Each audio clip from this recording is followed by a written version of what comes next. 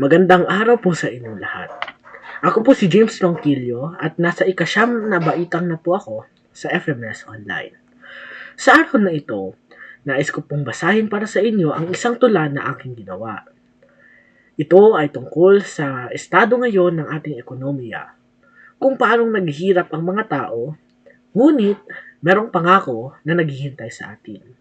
May pamagat po ito na masdan ang kapaligiran, na nawa ay magustuhan niyo po ito.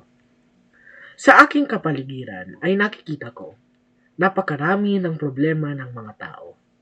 Nariyan ang mga pulubi na dumaranas ng kahirapan, pati na ang inaapi dahil sa estado ng lipunan.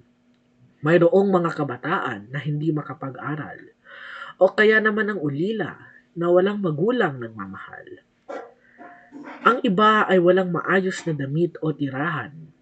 Kulang ang pagkain ng tubig kahit ito ay isang karapatan. Kahit na ito'y parang walang wakas at nakakalunod, may pangako na bubuti ang ating kalagayan. Tiyakin lang natin na tayo ay gumagawa ng mabuti at palaging sumusunod sa alintuntunin ng kaharian ng Diyos at sa kanyang katuwiran. Maraming salamat po.